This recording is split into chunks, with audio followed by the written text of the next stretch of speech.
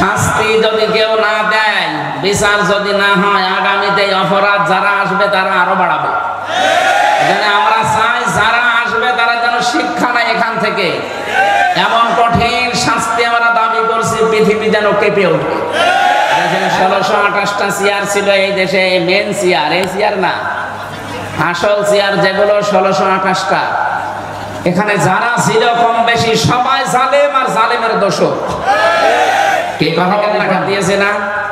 যাওয়ার সময় শুধু 14টা ব্রিফকেস নিয়ে গেছে, সব মাটি ভরাট করা ছিল। পাইলটকে বলেছে ব্রিফকেস গুলো উঠেছে, বলছে হ্যাঁ চলো, আর কারোর সাথে কোনো কথা বলেনি। এমনকি কাওয়া কাকুকেও বলে যায়। আর আল্লাহর ওলি নিয়ে এসেছেন তাহিরি সাহেবকে, কি বলে বলেন তো? যেই কয়টা কথা বলে সবই দেখবেন সব বানানো। আল্লাহর নামে জিকির করাবে করা, জিকিরের পাশাপাশি এমন এমন শব্দ জুড়ে দেয়, কেল্লা বাবা, ফতে বাবা, খাজা বাবা, এই কথা বলছে না? স্পষ্ট ভাষায় বলছে, যারা আল্লাহর নামের সাথে অন্য কোন নাম জুড়ে জিকির করে ওদের শাস্তি আল্লাহ ডবল দেবে। বলেন তো কিসের জিকির আপনি করেন? ওনারে বললাম যে ভাই এটা জিকির না, জিকির হবে শুধুমাত্র আল্লাহর নামে, রাসূলুল্লাহর নামে কোনো জিকির নেই। রাসূলুল্লাহর নামে দরুদ আছে, একটা প্রথম অংশে আছে। আল্লাহ বলেন আমার অনেক সুন্দর সুন্দর নাম আছে, যে নামে পারো ডাকো, কিন্তু সাবধান, আমার নাম যারা পরিবর্তন করে দেয়, কেল্লা বাবা, ফতে বাবা, কোন নামের ভেতরে আছে বলেন? ওনার যে 99টা নাম আপনি জানেন, বা 5000 নাম আছে, ওনার একটা নামের ভেতরে কেল্লা বাবা আছে, ফতে বাবা আছে, ন্যাংটা বাবা আছে, খাজা বাবা। সুতরাং আজকে থেকে উনি যতই করুক, যতই পোশাক, উনি দরকার জাহান্নামে যাক, আমরা ওনার সাথে যেতে রাজি না। অন্তত এই শিক্ষাটা আজকে নিয়ে যান, আল্লাহ ছাড়া কারো নামে জিকির করা অন্তত জায়েজ নেই। ওইটা দিয়ে আমি মাছ গোশত কিনে তৃপ্তি সহকারে 2 জন খেয়ে সন্তান পেটে নেব, 10 মাস 10 দিন এত কষ্ট করে আমি পেটে বহন করব, অত জন্মগত ভাবে হারামখোর হবে। কথা বলুন, এরকম হারামখোর সন্তান দুনিয়ায় আসছে না এখন? মেয়েরা এই জন্য আপনি শক্ত হবেন, স্বামীকে বলবেন না এই সন্তানটা দুনিয়ায় জন্ম দিতে আমার 57 ইউনিট কষ্ট সহ্য করা লাগে, অথচ একটা পুরুষ মানুষ সর্বোচ্চ 45 ইউনিট কষ্ট পেলে মরে যায়। এরপরে আর কষ্ট সহ্য করার মতো শরীর এই পৃথিবীতে পুরুষের নেই। অথচ আমার মা আমার এই মুখটা দুনিয়ায় দেখাতে গিয়ে 57 ইউনিট কষ্ট সহ্য করেছে। এত বড় বিশাল কষ্ট সহ্য করে তার মুখ আমি দুনিয়াকে দেখাবো, এরকম একটা জন্মগত ভাবে হারাম জিনিস আমি পেটে রাখতে চাই না। যদি এরকম হারাম ইনকাম বন্ধ না করো তোমার। সাদাকতা ইয়া রাব্বানা। আন আবি হুরায়রা রাদিয়াল্লাহু তাআলা আনহু قال قال النبي صلى الله عليه وسلم عليكم بالجهاد في سبيل الله فإنه باب من أبواب الجنة إلى آخر الحديث رواه ابن ماجه وقال تعالى في شأن رسوله ما كان محمد أبا أحد من رجالكم ولكن رسول الله ولكن رسول الله وخاتم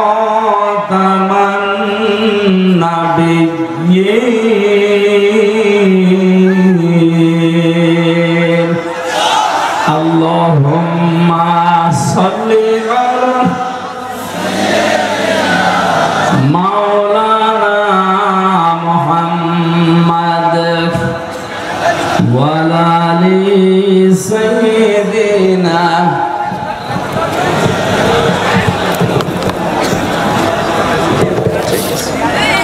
بلغ العلا بكماله كشف الدجى جماله حسنت جميع خصاله صلوا عليه وآله الحمد لله বাংলাদেশের ঐতিহ্যবাহী জেলা সাতক্ষীরা পাটকেলঘাটা থানার অন্তর্গত পাঁচপাড়া দারুল কোরআন হাফিজিয়া মাদ্রাসার উদ্যোগে ফুলবাড়ি হাই স্কুল ময়দানে মহাবিশ্বের মহাবিশ্বয় আমাদের মালিক আমাদের মনিব মহান রব্বুল ইজ্জাত অল জালালের মুখের পবিত্র বাণী কোরআনে কারীম তাফসীরুল কোরআন মাহফিলের সমাপনী রজনীর স্বনামধন্য সভাপতি ইসলামিক চিন্তাবিদ বিশিষ্ট ব্যবসায়ী সমাজসেবক জনাব মোহাম্মদ আসাদুজ্জামান আসাদ দামাত বারকাতুহুমুল আলিয়া। এখানে আলোচনা রেখেছেন মাওলানা রবিউল ইসলাম খুলনা, মাওলানা হোসাইন মাহফুজ চুয়াডাঙ্গা। মাহফিলের প্রধান অতিথি সাবেক সংসদ সদস্য এ জনপদের কৃতি সন্তান বিশিষ্ট রাজনীতিবিদ শ্রদ্ধাভাজন বড় ভাই জনাব মোহাম্মদ হাবিবুল ইসলাম হাবিব। আতাল্লাহু আমরাহু ওয়া বারাকাল্লাহু ফি হায়াতি, বলেন আমিন। বিশেষ অতিথি অনেকগুলো মানুষের নাম আমরা দেখতে পাচ্ছি, বিশেষ করে শফিকুল ইসলাম শফি ভাই, জনাব মাওলানা আব্দুর রশিদ, মাওলানা আলমগীর হোসেন, জনাব আখতারুজ্জামান মোড়ল, ডাক্তার মাহমুদুল হাসান পলাশ, জনাব আব্দুর রহমান ফকির, আলহাজ সিরাজুল ইসলাম, জনাব লিয়াকত হোসেন, জনাব নাসির উদ্দিন, জনাব মাসুম বিল্লাহ উজ্জ্বল। আরফানা লাকা যিকরাক।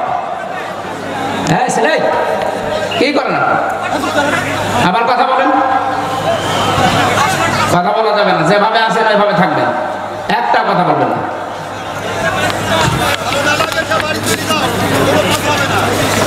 কোরআনে কারীমের এই অনুষ্ঠান, এটা ইবাদত চলছে। এখানে যতক্ষণ আছেন শ্বাস প্রশ্বাসে নিঃশ্বাসে নেকি হচ্ছে, যদি নেকি নাও হয় গুনাহ হচ্ছে। এই জন্য আশা করছি আপনি পরিবেশ নষ্ট করে সব গুনাহ নিজের কাঁধে তুলে নেবেন না, একটু সাহায্য করেন আমাদেরকে। আরফানা লাকা যিকরাক, এই মানুষগুলোর সম্মান আছে, এজন্য এখানে নাম পেয়েছেন, নয়তো এখানে নাম দিত না। আল্লাহ এই মানুষগুলোকে যে সম্মান দুনিয়ায় দিয়েছেন, শুধু দুনিয়া না, আমরা যেন মরণের পরেও এই সম্মান তারা টিকিয়ে রাখতে পারে, বলেন আমিন। গতকাল এখানে অনুষ্ঠান হয়েছে, এখানে আলোচক ছিলেন বিশিষ্ট আইনজীবী advocate Gazi Enamul Haque, Bangladesh supreme court Dhaka, মাওলানা মঈনুদ্দিন বুখারী। সঙ্গীত শিল্পী ছিলেন যশোরের কৃতি সন্তান জনাব অ্যাডভোকেট রকনুজ্জামান ভাই। প্রধান অতিথি ছিলেন কেন্দ্রীয় সাংগঠনিক সেক্রেটারি বাংলাদেশ জামাত ইসলামী খুলনা অঞ্চল প্রধান, হাজারো আলেমের উস্তাদ মুহাদ্দিস আব্দুল খালেক, সাতক্ষীরার কৃতি সন্তান। আল্লাহ আলেমকে হায়াতে তাজ্জিবা সিহাতে কুল্লিয়া যেন দান করেন, বলেন আমিন। সাতক্ষীরায় আসলে যার কথা মনে পড়ে দোয়া করছি, শ্রদ্ধাভাজন বড় ভাই মুহাদ্দিস আমিরুল ইসলাম বেলালী, আতাল্লাহু আমরাহু ওয়া বারাকাল্লাহু ফি হায়াতি, বলেন আমিন। আপনারা জানেন শহীদ রাষ্ট্রপতি জিয়াউর রহমান আরাফাতের ময়দানে যে কাজটা করে দিয়েছিলেন, লক্ষ লক্ষ হাজিরা, শুধু বাংলাদেশের হাজিরা, বিশ্বের 257টা দেশ, যত দেশ থেকে মানুষ হজ করতে আসে ওই গাছের নিচে আশ্রয় নেওয়া লাগে।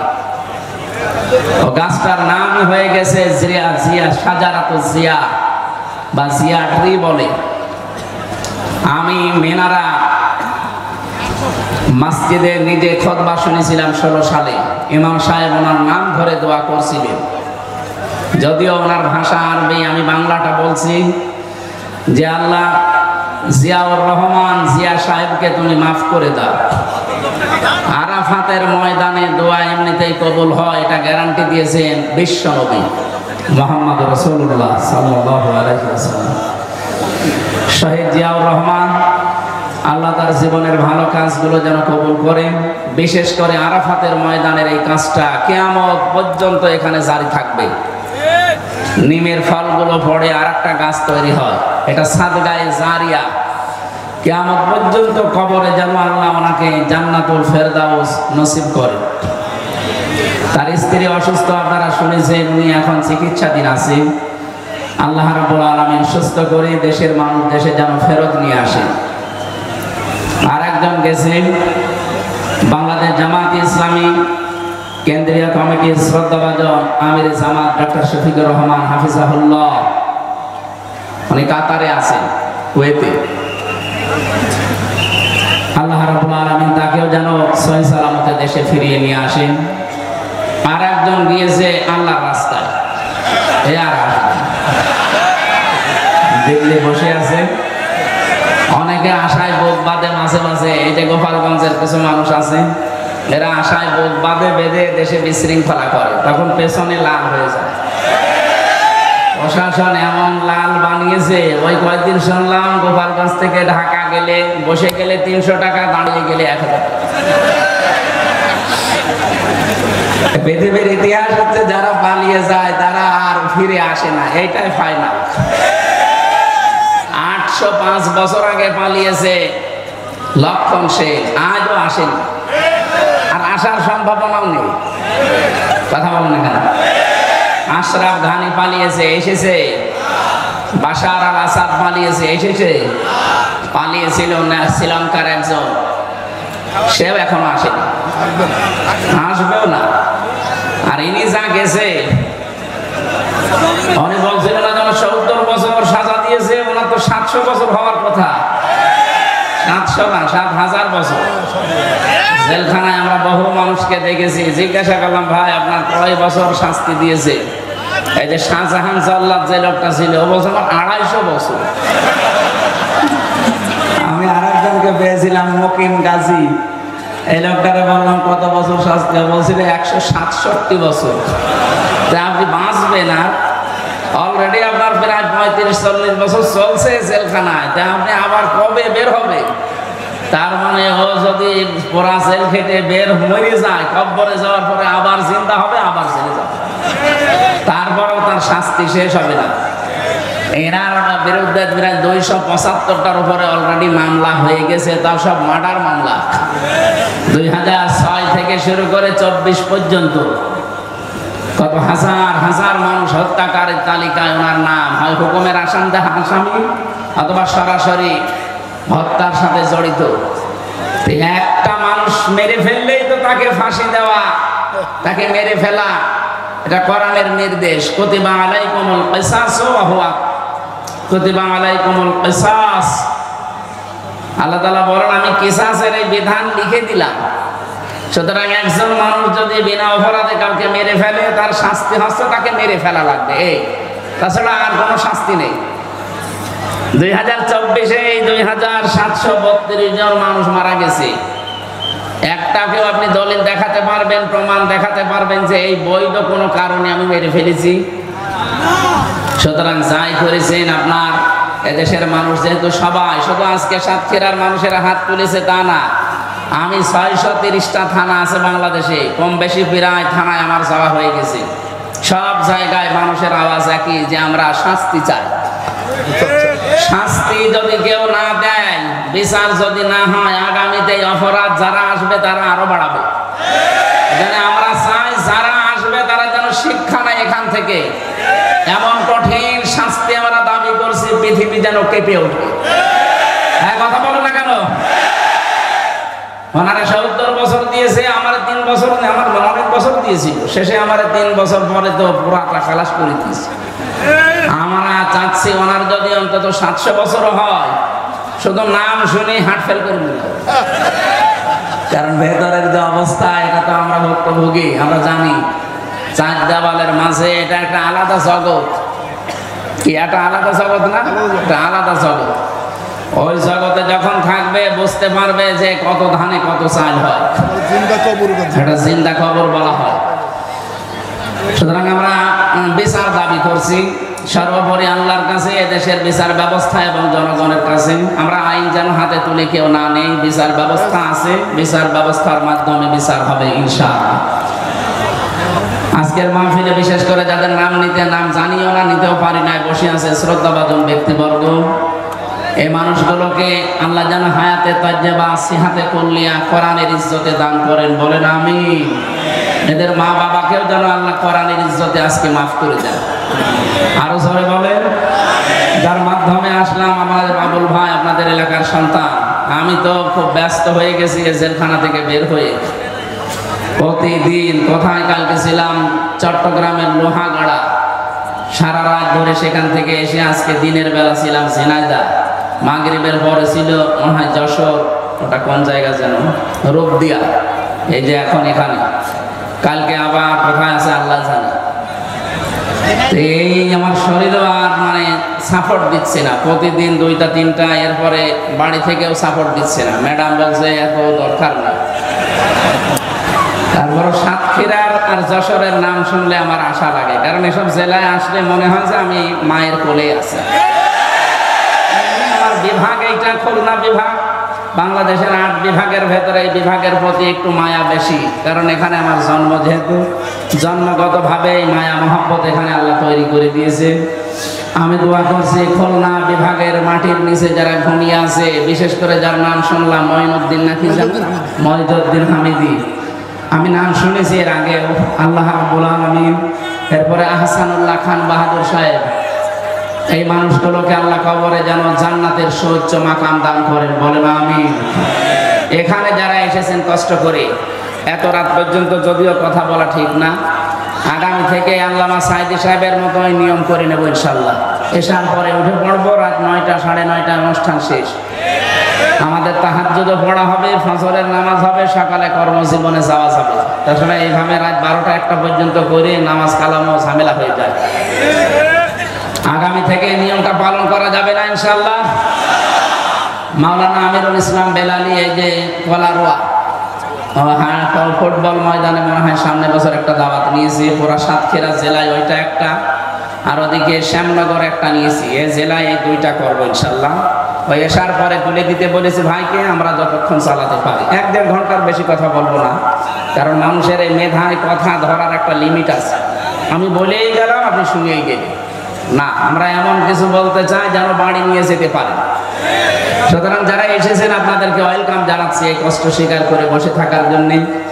পর্দার আড়ালে আমি আসার সময় দেখেছি মা বোনেরা এর চাইতে অনেক বেশি সম্মানিতা, মা এবং বোনেরা, প্রাণ প্রিয় সাতক্ষীরাবাসী, জবান আল্লাহ যাদেরকে দিয়েছেন, জালেমরা যদিও আমাদের কণ্ঠনালী চেপে ধরে রেখেছিল, আমরা কথা বলতে পারতাম না, অন্তত এখন মুক্ত হয়েছি। খালাকাল ইনসান আল্লামাহুল বায়ান, আল্লাহ বলেন আমি মানুষ বানিয়েছি, আর মানুষকে কথা বলা আমি শিখিয়েছি। এই যে কথা বলতে পারি, এক একটা কথা তৈরি হতে এই কণ্ঠের ভেতরে 27টা ধাক্কা লাগে। বিজ্ঞান এখন দেখাচ্ছে যে 27টা স্তর পার করার পরে একটা কথা তৈরি হয়। এই বিশাল নিয়ামত আল্লাহ যাদেরকে দিয়েছেন, কথা যারা বলতে পারে, বলেন আলহামদুলিল্লাহ। আমার বাম পাশে বসে আছে হাজারো আলেমের উস্তাদ হাফেজ মাওলানা আলী আহমেদ দামাত বারকাতুহুল আলিয়া। প্রশাসনের অনেক ভাই দেখলাম রাস্তাঘাটে দায়িত্বে আছেন, যদিও প্রশাসনের উপরে বাংলাদেশের মানুষ এখন একটা খারাপ ধারণা নিয়ে আছে কিছু কোলাঙ্গার অফিসারের কারণে। মানে ভাই বলছিল না যে এগুলোর আসলে বসে আছে বিভিন্ন জায়গায়, এই মানুষগুলোকে বিচারের আওতায় আনা দরকার, কারণ জালেম একা জীবনের সাহস পেত না, জালেমকে যারা সহযোগিতা করেছে, যারা সাপোর্ট দিয়েছে, ওরাও জালেম। কিয়ামতের ময়দানে আল্লাহ নিজে মামলা দায়ের করবে জালেমের বিরুদ্ধে। আমাদের বিরুদ্ধে মামলা দিয়েছিল সরাসরি রাষ্ট্র, হাসিনা, আমাদের 2 জনেরই বাদী হাসিনা, কিন্তু আল্লাহ কিয়ামতে বাদী হবে হাসিনা। এটা আমি বানিয়ে বললাম। সূরা সূরা 25 নম্বর পারা 6 নম্বর পৃষ্ঠা 13 নম্বর লাইনের 42 নম্বর আয়াতের প্রথম অংশে আছে, ইন্নামাস সাবিলু আলাল্লাযিনা ইয়াজলিমুনান নাস। আল্লাহ বলেন অবশ্যই আমি নিজে মামলা দেব, কেস করব তাদের বিরুদ্ধে যারা মানুষ হয়ে মানুষের উপরে জুলুম করে। এই 15.5 বছরে যে জুলুম নির্যাতন হয়েছে মানুষের উপরে, এটা কি বলা লাগবে? এই যে সাক্ষী দেখতে পাচ্ছেন না, আমরা একেবারে চাক্ষুষ সাক্ষী। আমরা আমরা ভিকটিম নিজেরা। এই সাতক্ষীরা বাংলাদেশের সবচাইতে বড় নির্যাতিত জেলা। এরপরে বাংলার জমিনে সাতক্ষীরার পরে চাঁপাইনবাবগঞ্জ। এদের বাড়ি ঘরগুলো বুলডোজার দিয়ে ভেঙে দিয়েছে। পৃথিবীর মানুষেরা যখন দেখতাম, আমি বাইরের দেশে বহুদিন ছিলাম, ওই সমস্ত জায়গায় দেখতাম মানুষের সাতক্ষীরা চাঁপাইনবাবগঞ্জের এই দৃশ্যগুলো দেখতো আর কান্নাকাটি করত যে এ কি মানুষের উপরে এরকম কাজ করা যায়। অথচ জালেমরা এই কাজগুলো করতো আর রাতের বেলা তারা অট্ট হাসিতে ফেটে পড়তো, কারণ এখানে ইসলামী মাইন্ডের মানুষগুলো বেশি বাস করে এই সাতক্ষীরা জেলায়। সুতরাং আপনারা যে জুলুম, অত্যাচার, নির্যাতনের শিকার হয়েছেন, আপনারা যদি মামলা নাও দেন, আপনাদের পক্ষ হয়ে আমার আল্লাহ নিজে মামলা দেবে। এদেশে 1628টা চেয়ার ছিল এই দেশে, মেন চেয়ার, এই চেয়ার না, আসল চেয়ার যেগুলো 1628টা। এখানে যারা ছিল কম বেশি সবাই জালেম আর জালেমের দোষক। কে কথা বলে না কেন? বলেন তো, জালেম হলে তার বিরুদ্ধে মামলা দেবে কে? মামলার বাদী যত বড় হয় কেস তত কঠিন হয়। আমাদের মামলার বাদী তো রাষ্ট্র, এই জন্য কেস এরকম কঠিন হয়েছিল। যদি কোনো সলিমদ্দি কলিমদ্দি মামলার বাদী হয়তো আমার 3 দিনের বেশি রাখতে পারতো না। আমি আকিস গ্রুপের খতিব ছিলাম, কয় টাকা লাগবে আপনার? কিন্তু এমন মানুষ মামলা দিয়েছে, কত টাকা পয়সা আগে পাচার করা শেষ, টাকা নিয়ে কি করবে? আমার দেশ পত্রিকার রিপোর্ট দিয়েছে না, যাওয়ার সময় শুধু 14টা ব্রিফকেস নিয়ে গেছে, সব মাটি ভরাট করা ছিল। পাইলটকে বলেছে ব্রিফকেস গুলো উঠেছে, বলছে হ্যাঁ চলো, আর কারোর সাথে কোনো কথা বলে না। এমনকি কাওয়া কাকুকেও বলে যায়। আমারও শুধু বলে যেতে কল দিয়েছে, হামজা চলে গেলাম, 3 বছর জেল খাটালাম, মাফ করে দিও, তাও বলে না, পালিয়ে চলে গেল। এই জন্য আশায় কেউ যেন বুক বেঁধে দেশে বিশৃঙ্খলা তৈরি করেন না। কারো উস্কানিতে পা দেওয়া যাবে না। জালেম যারা হয় তারা যদি চেয়ার পায় তাহলে 2টা কাজ করে। সূরা নমলের ভেতরে আছে 19 নম্বর পারা 18 নম্বর পৃষ্ঠা 9 নম্বর লাইনের 34 নম্বর আয়াতের প্রথম অংশে আছে, মাঝের অংশে আছে, ইন্নাল মুলুকা ইযা দাখালু ক্বরিয়াতান আফসাদুহা ওয়াজআলু আ'ইজ্জাতা আহলিহা আদিল্লা ইলা আখির আয়াত। রব্বুল আলামিন বলেন, কোন জালেম যখন কোন এলাকায় বসে দখল করে, ওই জায়গায় প্রথমে 2টা কাজ জারি করে। 1 নম্বরে ওই জায়গাগুলোতে সে বিশৃঙ্খলা তৈরি করে দেয়, ঘোলা পানিতে মাছ শিকার করার জন্য। এটা জালেমের প্রথম কাজ। এই 15.5 বছরে এইটাই করেছিল। একটা কিছু করেছে, আপনি সেটা ধরবে জনগণ, তারপরে দেখবেন পাশে আরেকটা তৈরি হয়ে গেছে। ওটা ধরতে ধরতে ওইটা ধরবে, আরেকটা তৈরি করে দেয়। নিজেরাই এই বিশৃঙ্খলাগুলো তৈরি করবে। এই 15.5 বছরে বহু বিশৃঙ্খলা এই রাষ্ট্রে তৈরি করেছে ওরা নিজেরা। সবচাইতে বেশি সংখ্যালঘু নির্যাতন হয়েছে এই 15.5 বছরে। হ্যাঁ, কথা বলেন না কেন? আপনি জিজ্ঞাসা করে দেখেন, যারা এই দেশে অন্য ধর্মের লোক আছে, তারা এখন নিজেরা বলছে বাংলাদেশে আমরা আগস্টের 5 তারিখের পর থেকে সবচাইতে বেশি নিরাপদে আছে। তার মানে এই 15.5 বছর ওরা জুলুম, নির্যাতন, অত্যাচারের শিকার ওরাও ছিল। তার প্রমাণ এই যে বিশ্বজিৎ, একে মুসলমান না হিন্দু, একে যে কুপিয়ে মারছিল সেই লোকটা আমার সাথে জেলে ছিল। শাওন, এই পাশে বাড়ি, খুলনা। খুলনা এখানে এই যে কপিলমণি নাকি বাড়ি আছে, এখানে বাড়ি। আমাদের রাইটার ছিল, মাঝে মাঝে এসে দেখতাম আফসোস করতো যে না, কাজটা আমার ঠিক হয়নি। ছেলেটা বারবার আমাদেরকে বলছিল যে আমি কিসের জামাত, কিসের শিবির, আমি মুসলমানই না।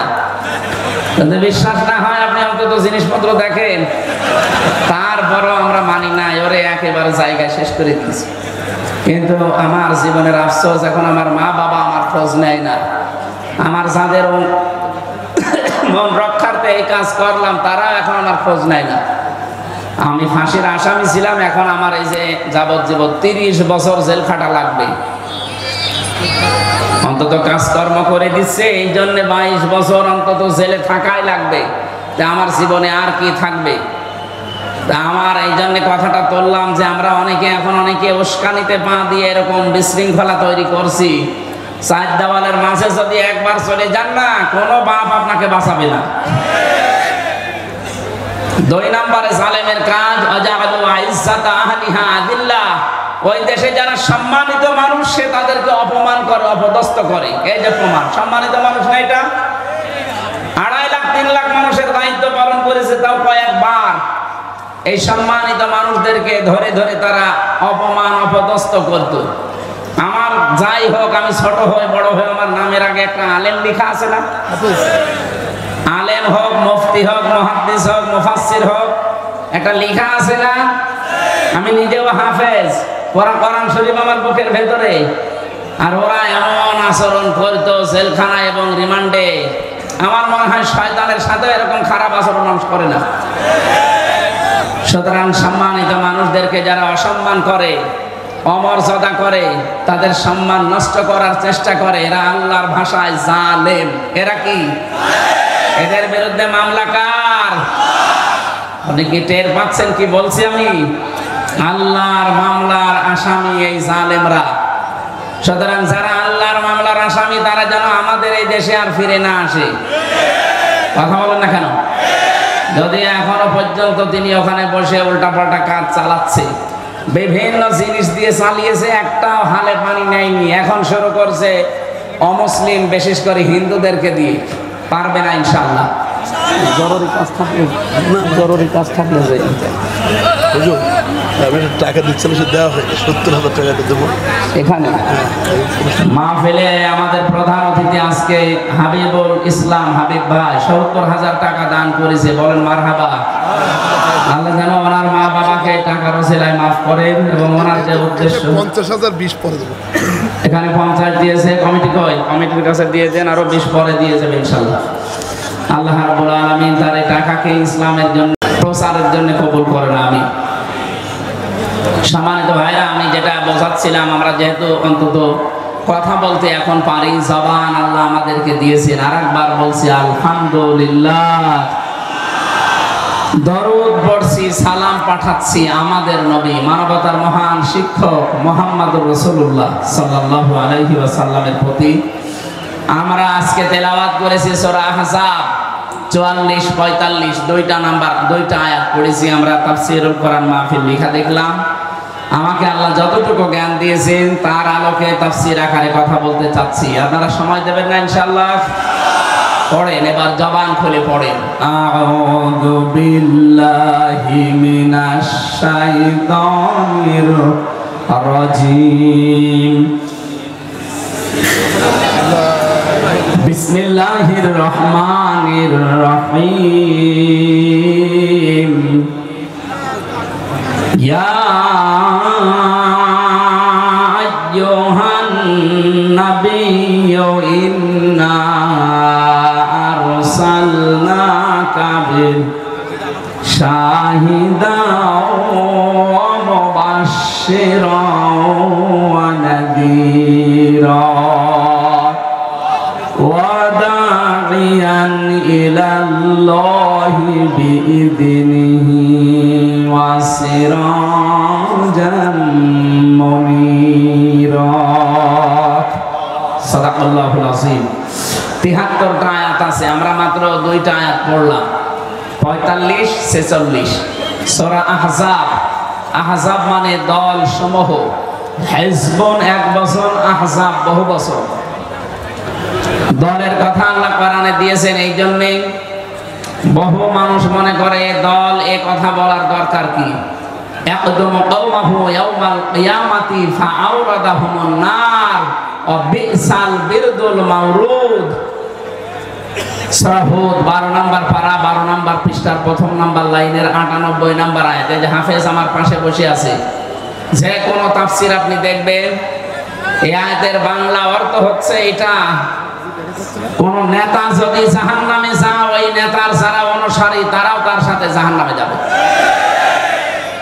এই জন্য দল, এটা কিন্তু গুরুত্বপূর্ণ একটা বিষয় আমাদের জীবনে, যেন আমরা ঠিক করে নেই। বলেন আমিন। বিশ্ব নবীকে ওই জামানায় এ কোরআনে কারীম প্রচার করার অপরাধে কাফের মুশরিক যারা ছিল তারা 5টা নাম দিত নবীজিকে।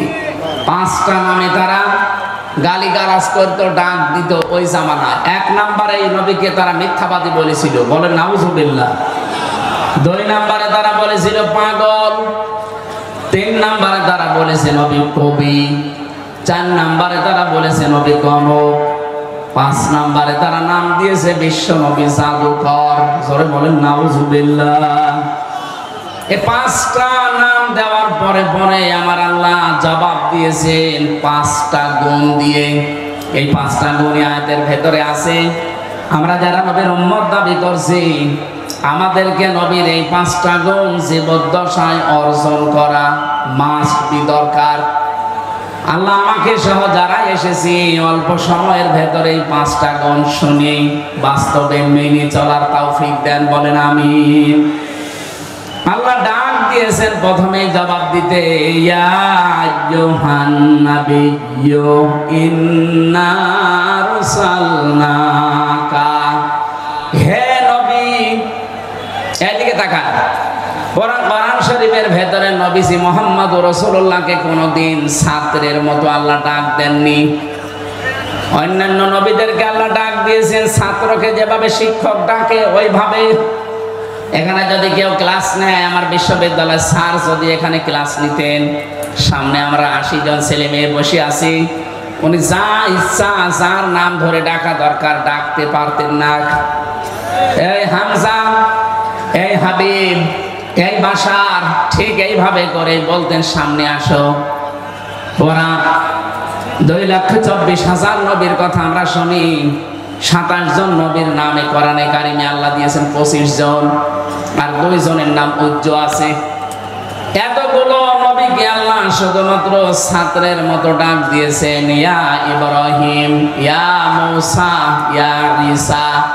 কিন্তু আমাদের নবীকে আল্লাহ যখনই ডাক দিয়েছেন সঙ্গে সঙ্গে আল্লাহ রিসালাতের ঘোষণা দিয়ে তার সম্মানটা বাড়িয়ে দিয়েছেন।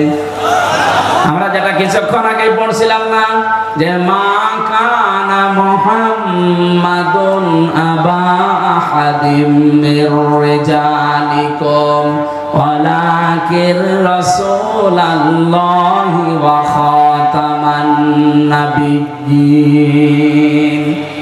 শুধু মুহাম্মদ আয়াতে বলে আল্লাহ শেষ করে দেননি, 2টা গুণ দিয়েছেন, একটা রাসূল আর একটা নবী, শেষ নবী। কোরআনের ভেতরে আমি মাত্র 4 জায়গায় নবীর নাম পেয়েছি মুহাম্মদ, কিন্তু সঙ্গে সঙ্গে পেয়েছি রিসালাতের ঘোষণা। সূরা ফাতিহের ভেতরে আছে মুহাম্মাদুর রাসূলুল্লাহ। সূরা মুহাম্মাদের ভেতরে আছে নুসিলা আলা মুহাম্মাদি ওয়া হুয়াল হাক্কু মির রাব্বিহিম। সূরা আলে ইমরানের ভেতরে আছে ওয়ামা মুহাম্মাদুন ইল্লা রাসূল। কোরআনে 4 জায়গায় আপনি শুনলেন, কোন জায়গায় শুধু মুহাম্মদ শুনেননি, শুধু ইব্রাহিম, শুধু মূসা। এভাবে যেখানেই আল্লাহ নাম নিলেন সঙ্গে সঙ্গে রিসালাতের ঘোষণাটা দিয়ে তার সম্মান যা ছিল আরো বাড়িয়ে দিলেন। এখানে আল্লাহ নবীকে ডাক দিয়েছেন ইয়া আইয়ুহান নবী। আইয়ুহান এই শব্দটা ব্যবহার করা হয় সম্মানিত কোন জায়গায়। এই জন্য দেখবেন পুরা কোরআন শরীফে 89 জায়গায় আছে ইয়া আইয়ুহাল্লাযীনা আমানু। বলেন আল্লাহু আকবার। আমি বোঝাচ্ছিলাম এখানে ইয়া আইয়ু এই শব্দটা হারিয়ে গেছে। মুহাম্মদ সালিমা খাতুন স্টেজের পেছনে আছে, ওনার বাবা আছে এখানে। যদি মেয়েটাকে কেউ পেয়ে থাকেন এখানে দিয়ে যান। অবশ্যই এই লক্ষ লক্ষ মানুষের ভেতরে খুঁজে আনা দুষ্কর। তারপরেও যদি কেউ পান, সালিমা খাতুন, মনে হয় বাচ্চা হবে না, ছোট বাচ্চা হবে, ওর বাবা এখানে আছে স্টেজের পেছনে, এখানে দিয়ে যাবে। সাতক্ষীরাবাসী, আমরা যেটা কথা বলতে চাচ্ছিলাম, বিশ্বনবীকে আল্লাহ সম্মানসূচক শব্দ দিয়ে ডাক দিয়ে 5টা গুণ বর্ণনা দিলেন। প্রথম নাম্বারে বলেন ইন্না, অবশ্যই আমি, আরসালনাকা, আমি আল্লাহ অবশ্যই আপনাকে আবার পাঠিয়েছি। 2 বার আল্লাহ নিজের নাম দিলেন, ইন্না এর ভেতরে, আরসালনা এর ভেতরে, 2টায় আল্লাহ নিজেকে বুঝিয়েছেন। আল্লাহ বলেন অবশ্যই আমি আপনাকে পাঠিয়েছি শাহিদান, আপনি সাক্ষী। এবার আসেন তো এই শব্দটার ব্যাখ্যা যায়। বহু মানুষ বহুভাবে এই শব্দের ব্যাখ্যা বহমান কাল থেকে করে আসতেছে, আপনি নতুন ভাবে শুনবেন আজকে। আমি বাংলাদেশের সাথে শাহিদান শব্দটা মিলাবো ইনশাআল্লাহ। আল্লাহর নবীকে আল্লাহ শাহিদান বললেন যে আপনি সাক্ষী। তাম পৃথিবীতে বিশ্ব নবীকে আল্লাহ সাক্ষী করে পাঠিয়েছেন তার উম্মতের জন্য, বিশেষ করে আমরা যারা। আর কিয়ামতের ওই কঠিন ময়দানে আল্লাহ যখন বিচার আরম্ভ করবেন, আমাদেরকে আল্লাহ অন্য নবীর উম্মতের জন্য সাক্ষী বানাবেন। জোরে বলেন সুবহানাল্লাহ। এবার এখানে শিক্ষা কি?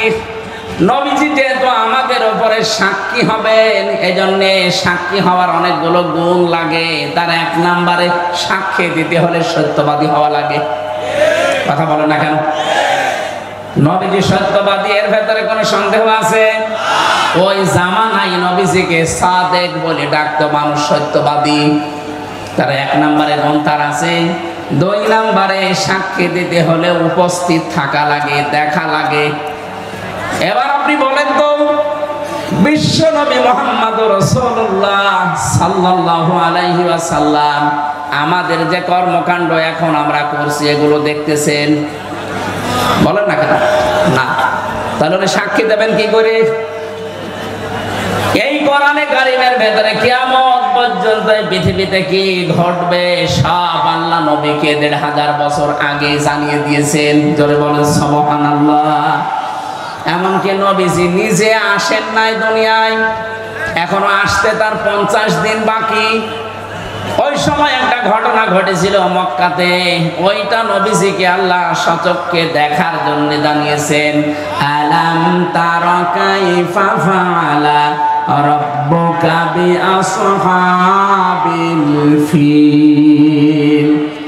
ভালো করে বলছেন, সারা জীবনে আয়াতটা পড়েছেন। এখানে শিক্ষা কি? আল্লাহ বলেন, হে নবী আপনি কি দেখেননি এই চোখ দিয়ে? তারা মানে এই চোখ দিয়ে দেখা, আর নাজারা মানে গবেষণা করে দেখা। হে নবী আপনি কি দেখেননি এই চোখ দিয়ে হাতিওয়ালাদের সাথে আপনার রব কি ব্যবহার করেছিলেন? বলেন তো, যখন এই ব্যবহার হাতিওয়ালাদের সাথে আল্লাহ করেন, কাসফি মাকুল বানিয়ে দেন, ওই সময় নবী উপস্থিত ছিল? কথা বুঝতেছেন? ওই সময় তো নবী দুনিয়ায় আসেন নাই, ওই ঘটনারও 50 দিন পরে তার জন্ম। তাহলে আল্লাহ তারা দিলেন কেন? এই জন্যে তাফসীর মাহফিলে আসতে হয়। যেটা দেখে দেখে বলা যায় তার নাম তারা। আপনি তো আসেননি দুনিয়ায়, দেখলেন কি করে? নবীজিকে আল্লাহ দেখার কথা এই জন্যই জানিয়েছেন। হে নবী, যদিও ঘটনার সময় আপনি ছিলেন না, কিন্তু কোরআনে কারিমে আমি আল্লাহ আয়াত নাযিল করার মাধ্যমে আপনাকে আমি জানালাম। তার মানে দেখলে মানুষ যেভাবে বিশ্বাস করে কোরআনের কথা, আপনার উম্মতেরা ওর চাইতে 100 ভাগ বেশি বিশ্বাস করা লাগবে, তারপরে আপনি সাক্ষী দিতে পারবেন। যেহেতু কিয়ামত পর্যন্ত দুনিয়াতে কি হবে সব আল্লাহ কোরআনে কিন্তু ইঙ্গিত দিয়ে দিয়েছেন। আর নবীজির উপর এটা নাযিল হয়েছে। বিশ্ব নবীতে সব আগে থেকে তিনি আল্লাহর কাছে জেনে ফেলেছেন। এজন্য কিয়ামতের দিন তিনি আমাদের জন্য সাক্ষী হওয়ার একেবারে দেখে দেখে দিলে যা হতো, কোরআনে কারীম আল্লাহর নবীর উপরে নাযিল হওয়ার কারণে তার থেকে 100 ভাগ বেশি কার্যকর হবে। সূরা বাকারার 143 নম্বর আয়াতটা এর দলিল আছে। ওয়া কাযালিকা জাআলনাকুম উম্মাতাও ওয়াসাতান লিতাকুনু শুহাদা আলান নাস ওয়া ইয়াকুনার রাসূলু আলাইকুম শাহীদা। আল্লাহ পাক বলেন, তোমাদেরকে আমি মধ্যম পন্থা জাতি বানিয়েছি, তোমাদেরকে আমি সাক্ষী বানাবো কিয়ামতের দিন। আর তোমাদের উপরে আরেকজন সাক্ষী আছে, তিনি আমার রাসূল। আমি বারবার এই দুইটা শব্দ বলছি, সাক্ষী আর রাসূল। কেন? কিয়ামতের দিন আমাদের বিরুদ্ধে, আমাদের পক্ষে, বিরুদ্ধে নাই পক্ষে সাক্ষী দেবে আমাদের নবী। সাক্ষী দেওয়ার যতগুলো গুণ ছিল তার ভেতরে আছে না নেই? আরো জোরে বলেন। দুনিয়ার ময়দানে কেউ যদি হিংসার বশবর্তী হয়ে অহংকার করে কারো উপরে কোনো শাস্তি চাপিয়ে দেয়, তাহলে সে সাক্ষ্য দেওয়ার অযোগ্য হয়ে পড়ে। এদিকে তাকান, এই আয়াতটা দুই জায়গায় কোরআনে পাবেন আপনারা, সূরা মায়েদায়। ওয়ালা ইয়াজরিমান্নাকুম শানাআনু কওমিন ইলা আখির আয়াত। আমি আয়াতটা পড়লেই যেন কারণ আমার ভয় লাগে। আল্লাহ বলেন হিংসার বশবর্তী হয়ে রাগ কন্ট্রোল করতে না পেরে কোন ব্যক্তি, কোন সমাজ, কোন রাষ্ট্র, কোন দল, কোন গোষ্ঠী, কোন জাতি তার উপরে যেন এমন অত্যাচার করবা না যে তারা নিঃশেষ হয়ে যায়। এটা হিংসার বশবর্তী হয়ে করা যাবে না। অথচ 15.5 বছরে তাকান এইটাই হয়েছে। কথা বলেন না কেন? হিংসার বশবর্তী হয়ে কোন ব্যক্তিকে, কোন দলকে, কোন জাতিকে, কোন সমাজকে, এই দেশে কিছু মানুষ আছে শুধু হিংসা করে তাদেরকে শেষ করে দিয়েছে। যারা হিংসা করে, অহংকার করে, অথবা রাগ কন্ট্রোল করতে না পেরে একটা ভালো মানুষের উপরে, নিরপরাধ মানুষের উপরে কিছু চাপিয়ে তাকে ধ্বংস করে দেয়, নষ্ট করে দেয়, নিঃশেষ করে দেয়। কোরআনে কারিমে আল্লাহ জানিয়েছেন এই মানুষগুলো সাক্ষী দেওয়ার অযোগ্য হয়ে পড়ে।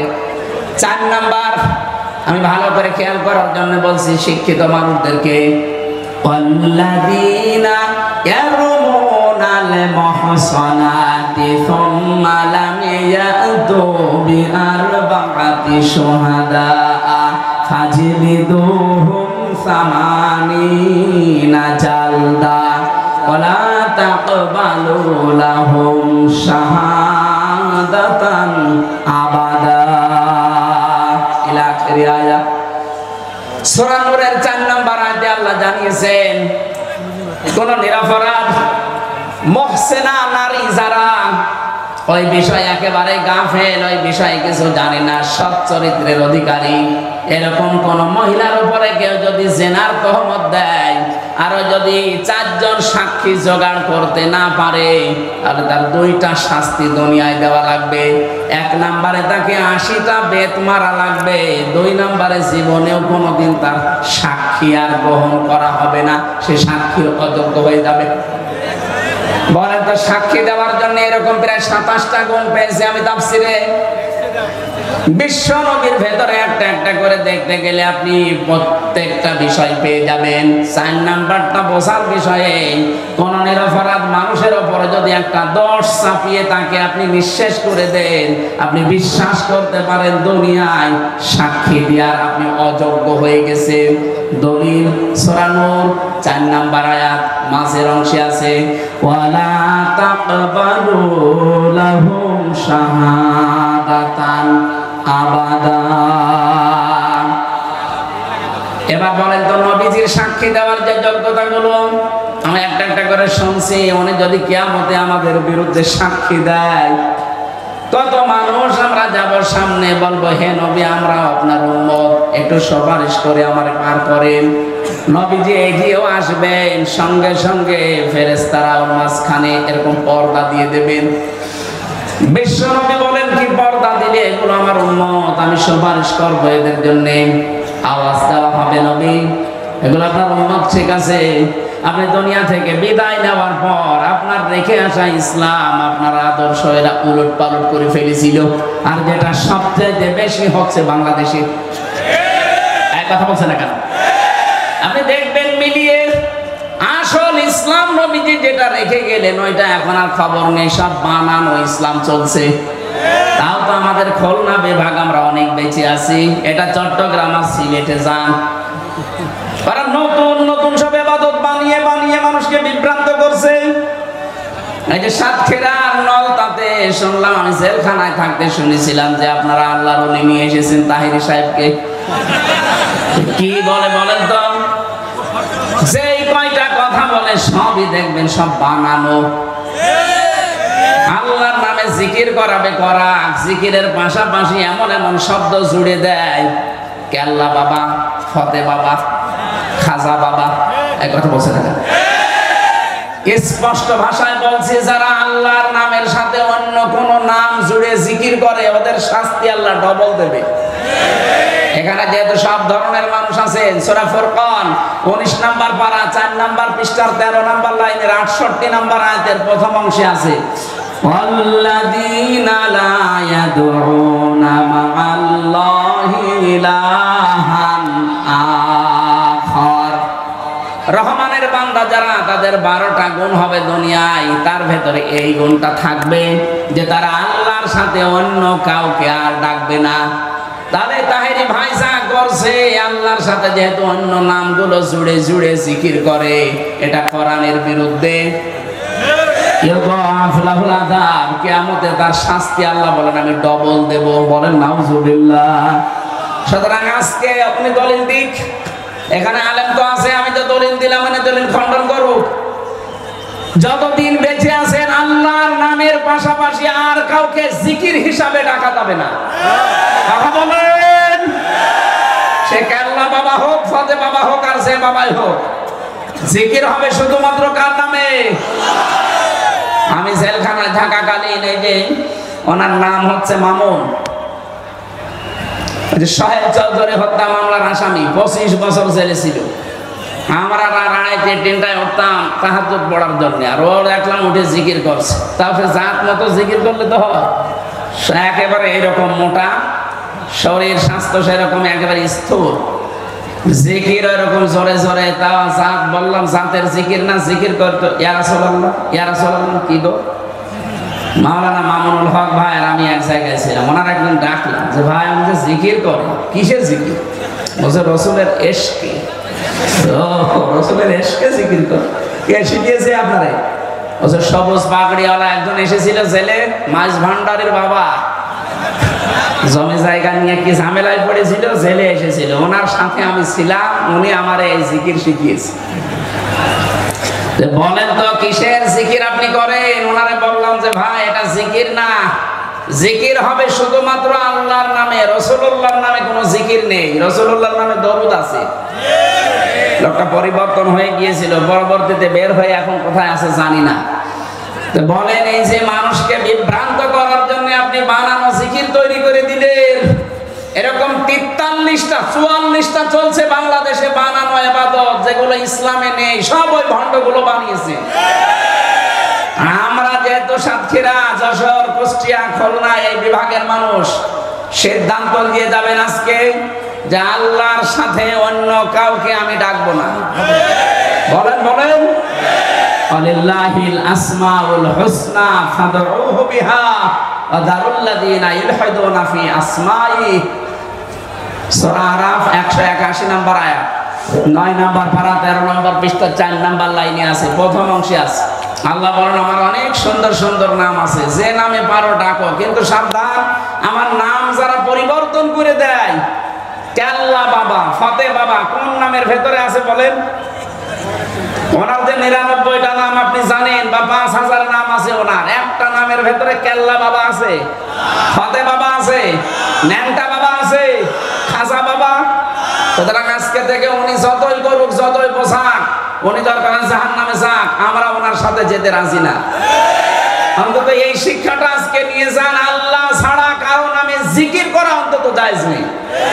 কি কথা বলছেন না? এরকম বহু মানুষ আসবে, যেই নবীজি শুনবেন এই ধর্মকে উলট পালট করেছিল, বিশ্ব নবী বলবেন সহকান লিমান ফাজ্জারা বাদি, দূর হয়ে যা, তুই আমার উম্মতি না। কারণ আমার রেখে আসা ইসলাম যারা উলট পালট করেছে, এরা পৃথিবীর সৃষ্টিতে সবচাইতে বড় নিকৃষ্ট আমি নবীর কাছে। অথচ এইটা বাংলাদেশে এখন বেশি চলছে, কিন্তু আসল ইসলাম নেই, সব নকল ইসলাম ভরে যাচ্ছে। আপনার বিরুদ্ধে নবীজি দাঁড়াবেন, তখন যেই বলবে সহকান দূর হয়ে যা, তোর পক্ষে আমার কোনো সাক্ষী নেই, তুই আমার উম্মত বলে আমি স্বীকৃতি দিলাম না, কোন বাবা আপনাকে বাঁচাবে? এবার আপনি নিজে হিসাব করে এখান থেকে যান। অনেকে বলে না আমি দুই বাবার মরিদ, দুই বাবা শুধু 2 হাত ধরে এভাবে মারবে, আমি জান্নাতে চলে যাবো। জান্নাত আপনি জাহান্নামে পড়বেন। আশা করছি আপনার মাথায় মগজ আছে, আপনি বুঝেছেন। সাক্ষী দেওয়ার জন্য নবীজি পারফেক্ট, ওনার কোনো ত্রুটি নেই। ওনার সাক্ষী যদি একবার কারো পক্ষে যায়, আল্লাহ তাকে জান্নাতে দিয়ে দেবে। যদি বিপক্ষে যায়, এখন সাক্ষী পক্ষে না বিপক্ষে যাওয়ার কারণ কি? সূরা তাহার ভেতরে আছে 109 নম্বর আয়াত, 16 নম্বর পারা, 18 নম্বর পৃষ্ঠা, 10 নম্বর লাইনে আছে, ইয়াউমাইযিল লা তানফাউশ শাফাআতু ইল্লা মান আযিনা লাহুর রাহমান ওয়া রাদিয়া লাহু কাওলা। রব্বুল আলামিন বলেন, সেই দিন নবীজি যদি সুপারিশ করে কারো জন্য, দুইটা গুণ তার ভেতরে থাকা লাগবে। সাতক্ষীরাবাসী ছেলে হোক মেয়ে হোক, আপনি দেখেন তো আপনার ভেতরে এটা আছে কিনা। ইল্লা মান আযিনা লাহুর রহমান, প্রথমে রহমান এজেন্ট দেওয়া লাগবে, অনুমতি দেওয়া লাগবে। রাদিয়া লাহু কাওলা, দুই নম্বরে বিশ্ব নবী মুহাম্মদ রাসূলুল্লাহ সাল্লাল্লাহু আলাইহি সাল্লাম যদি আপনার জন্য সুপারিশ করে, আপনার কথাবার্তার উপরে আল্লাহর রাজি থাকা লাগবে। বলেন সুবহানাল্লাহ। শর্ত দুইটা কত কঠিন আপনি টের পেয়েছেন। যারা এখানে শুনতেছেন খেয়াল করে শোনেন। আপনার জন্য আমার জন্য নবীজি যদি কিয়ামতে আল্লাহর দরবারে দাঁড়ায় সাক্ষী দিতে পক্ষে, তাহলে এই দুইটা থাকবে। এক নম্বরে আমি যা কথাবার্তা বলি, এই কথার উপরে আল্লাহর রাজি থাকা লাগবে। এমনকি আমার প্র্যাকটিক্যাল লাইফ যেটা আমি গঠন করেছি, এই জীবনের উপরও আল্লাহর রাজি থাকা লাগবে। এবার আপনি বলেন তো আপনার অবস্থান কোন জায়গায়? আপনি দিনের ভেতরে 100টা কথা বলে 98টা মিথ্যা কথা বলেন। আপনার যে 70-80 বছরের বিশাল জীবন, আপনি একটু পেছনে ফিরে তাকান তো, আপনার এই জীবনের উপরে আল্লাহ রাজি আছে কিনা। যারা হজ করতে যায়, যে হাজী সাহেব 6 চক্করে মানুষ কাবা শরীফ তাওয়াফ করার সময় একটা কথা বলা লাগে, আমি নিজেও বলেছিলাম, আল্লাহুম্মা ইন্না আলাইয়া হুকুকান ফীমা বাইনি ওয়া বাইনিকা। কাবা শরীফ সামনে নিয়ে বলা হচ্ছে, রব্বুল আলামিন, আমি তোমার গোলাম, তুমি আমার মালিক। আমি গোলাম হিসাবে যা পাওয়ার সবই তুমি আমাকে দিয়েছো। তুমি আমাকে নেই থেকে হামজা বানিয়েছো। আমি তো বীর্য ছিলাম, উল্লেখ করার মতো আমি কিছু ছিলাম না। সেখান থেকে তুমি আজকে হাবিব বানিয়ে এখানে বসিয়ে রেখেছো। এ জায়গায় আমার বসার কথা না। ওই সময় যদি মায়ের পেট থেকে আমাকে আকর্ষণ করে তুমি শেষ করে দিতে, দুনিয়ায় আমার কিছু বলারই ছিল না। অন্তত আমার মা বাবাকেও কিছু বলার ছিল না। আমি তো শেষই হয়ে গিয়েছিলাম। আমার নামও ছিল না। আমার নাম যে হামজা, আমার নাম যে হাবিব, এ নাম ছিল।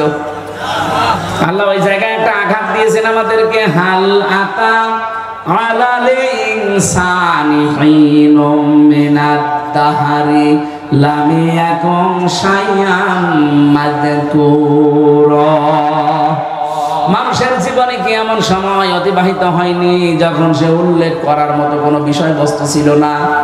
আমি আল্লাহ নিজে ওকে বীর্য থেকে আস্তে আস্তে 40 দিন এভাবে পাল্টাতে থাকলাম।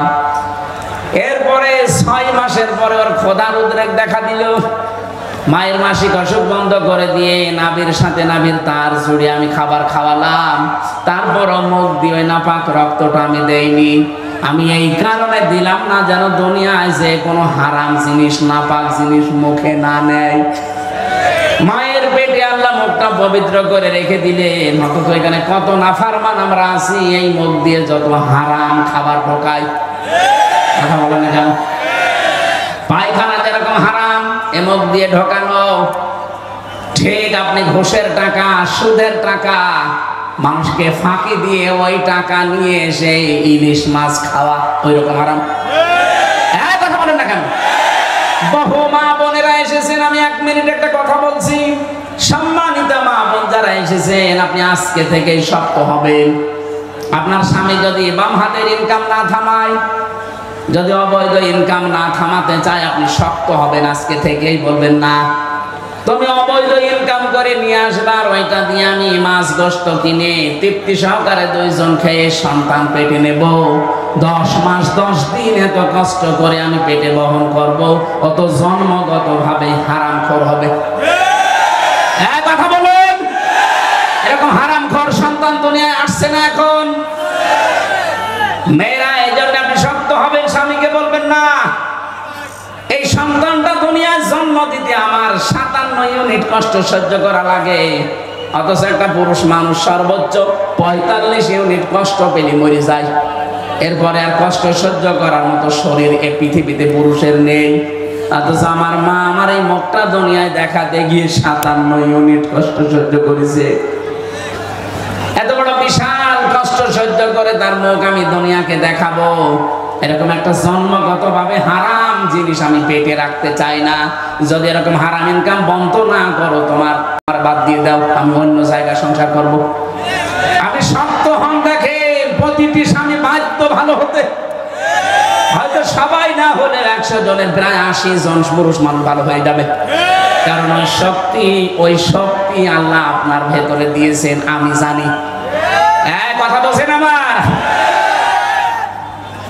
তেল তেল করে তুমি আমাকে এ পর্যন্ত বানালে, আমি দুনিয়াতে আসার আগেই তুমি আমার খাবারটা গরম করে মায়ের বুকের উপরে রেডি করে রাখলে।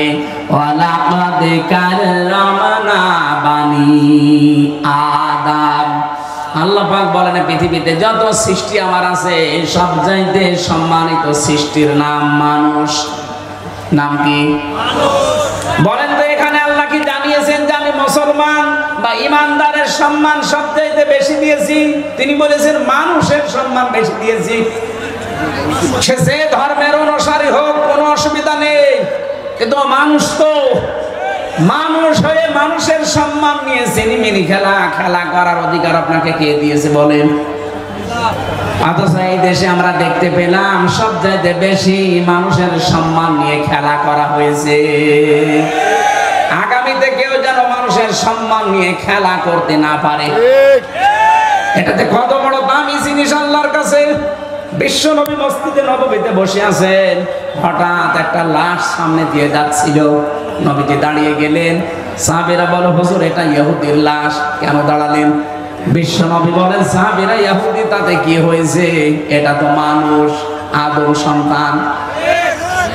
এত সম্মান যাদের আল্লাহ দিয়েছেন আমরা সচক্ষে দেখতে পেয়েছি, সে মানুষের কোনো দাম এই দেশে ছিল না। কুকুর শ্রীগালের মতো আচরণ করা হতো। কথা বলেন ঠিক কিনা? মানুষের সম্মান দেওয়া লাগবে। ধর্ম যে ধর্ম মেনে চলে চলুক, করে এখতিয়ার এটা। যেহেতু ধর্মে কোনো বাড়াবাড়ি নেই, জবরদস্তি নেই, লা ইকরাহা ফিদ্দিন। এদেশে যে যে ধর্ম অনুসরণ করে করুক, কিন্তু বান্দা কার? আল্লাহ পাক বলেন তোমাকে আমি মানুষ বানিয়েছি, শুধু না সম্মান দিয়েছি। পৃথিবীতে যত সৃষ্টি আছে সবার উপরে তোমার নাম আশরাফুল মাখলুকাত। আশরাফুল।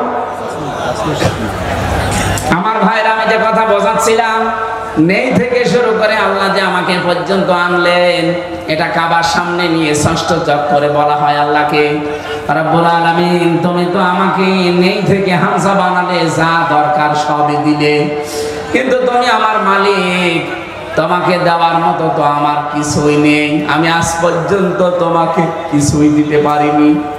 তবে কাবার সামনে নিয়ে আমার একটা পুঁজি আমার আছে। আল্লাহ পুঁজি হচ্ছে তুমি আমার নিজ গুণে মাফ করে দাও।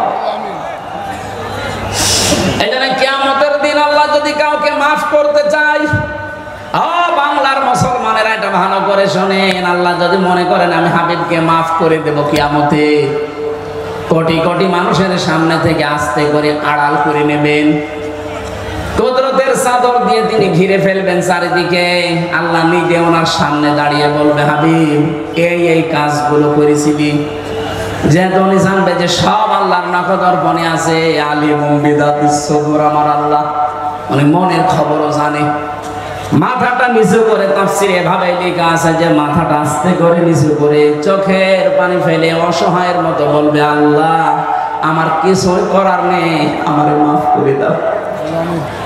সঙ্গে সঙ্গে আল্লাহ বলেন আমার কুদরতের জোয়ার আসবে, আমার সাগরে জোয়ার আসবে কুদরতের, আমার রহমতের জরিয়ার ভেতরে জোশ পয়দা হবে। ওর শুধু মুখের দিকে কাকতি মিনতির দিকে তাকে আমি বলবো, যা গোপনে করে মাফ করে দিলাম। কাউকে বলবি না, আস্তে করে তুই আমার বানানো জান্নাতে চলে যা। এরকম একটা জীবন আমাদের সবাইকে যেন আল্লাহ দান করেন, গোপনে বলেন আমিন। قل يا عبادي الذين أسرفوا على আনফুসিহিম লা তাকনাতু মির রাহমাতিল্লাহ ইন্নাল্লাহা ইয়াগফিরুদ যুনুবা জামিআ ইন্নাহু হুয়াল গফুরুর রহিম। আল্লাহ ডাক দিয়েছেন, হে আমার বান্দা বান্দিরা, নফসের উপরে জুলুম করে জীবনটা যারা নষ্ট করে ফেলেছো আর আশার দোয়ার খুঁজে পাও না, নিরাশ হয়ে যেও না, আসো আমি আল্লাহর রহমত অনেক বড়, যত গুনাহ করেছো তার চাইতে আমি আল্লাহর রহমত অনেক বেশি। আমি ইচ্ছা করলে তোর জীবনের সব অপরাধগুলো মাফ করে নেকি দিয়ে পাল্টিয়ে দিতে পারি। জোরে বলেন সুবহানাল্লাহ। আজকের এই ময়দানে এরকম একটা মন নিয়ে যারা এসেছেন যে আল্লাহ আর যাই হোক আমি আজকে ভালো হয়ে যাব, আমি আজকে তাওবা করে সত্যি ভালো হয়ে যাব। আল্লাহ পাক কোরআনে কারিমে আমাদের আশার বাণী দিয়েছেন, ফাউলাইকা ইউবাদদিলুল্লাহু সাইয়্যাতিহিম হাসানাত। সত্যি যদি এই বিশ্বাস নিয়ে এই মন নিয়ে কেউ এসে থাকে, ওর জীবনের অপরাধগুলো তাওবার মাধ্যমে সব মাফ করে জায়গাটা পুরা নেকি দিয়ে ভরাট করে দেব। আল্লাহ যেন আমাদেরকে আয়াতগুলো আজ বাস্তবে দান করেন, বলেন আমিন। সাক্ষী হওয়ার জন্য নবী যেহেতু সাক্ষী, এজন্য এদিক ওদিকে যাওয়া যাবে না। কাজটা ঠিক করে নিন, আপনি আসলে সুপারিশ পাওয়ার যোগ্য কিনা। 2 নম্বরে আমাদেরকে আল্লাহ সাক্ষী বানাবেন অন্যান্য নবীদের উম্মতের উপরে। তাহলে সাক্ষী হওয়ার জন্য যে গুণগুলো দরকার, একটা গুণ তো আমাদের ভেতরে নেই। আমরা না আছি সত্যবাদিতার তালিকায়, কথা বলেন না কেন? না আছি আমরা দেখে দেখে সাক্ষী দিতে পারবো, কারণ দেখে সাক্ষী দিতে হলে কোরআন আপনাকে জানা লাগবে। কিয়ামতের ময়দানে নূহ নবীর উম্মতকে আল্লাহ যখন হাজির করবেন, তারা তো বলবে যে না, কিসের সাক্ষী আপনি, আমাদের জামানায় তো ছিলেন না। তখন বলা লাগবে, না আমরা ছিলাম না তাতে কি, এমন একটা কিতাব আমরা পেয়েছি যেটা সত্যই সত্য। ওয়ালাকাদ আরসালনা নূহান ইলা কওমিহি আন আনযির কওমাকা ফালাবিসা ফীহিম আলফা সানাতিন 50 আমা। আমরা আমাদের কোরআনের উপরে পড়েছি যে 950 বছর নূহ নবী তোমাদেরকে দাওয়াত দিয়েছে, একটা দাওয়াতও কবুল করনি। 950 বছরে মাত্র 80 জন নবীজির পেছনে দাঁড়িয়ে আছে, নূহর পেছনে, এইগুলোই, বাকি একটাও তোমরা মানোনি। ওরা তখন আশ্চর্য হয়ে বলবে, আবার কেমন সাক্ষী? হাজার হাজার বছর পরে যারা দুনিয়ায় গেল, অথচ আমাদের পক্ষে একেবারে দেখে দেখে সাক্ষী দিচ্ছে। এইটা জানার মাধ্যমে কিয়ামতে আমরা সাক্ষী হতে পারবো। আমার মনে হয় এখন আমি আর চালাতে পারছি না, 11:30 বাজে, কুষ্টিয়া যেতে যেতে রাত 4টা-5টা বেজে যাবে, রাস্তা যে ভাঙ্গা। আগামীতে আবার আসলে কথা বলবো 9টা, 8টা, 8:30টায় উঠে এরপরে যতক্ষণ চালাতে পারি চালাবো। আমরা এখন অনেকে এখন ব্যস্ত, চলে যাব বাড়িতে। আল্লাহুম্মা আমিন। লা ইলাহা ইল্লা আনতা সুবহানাকা ইন্নী কুনতু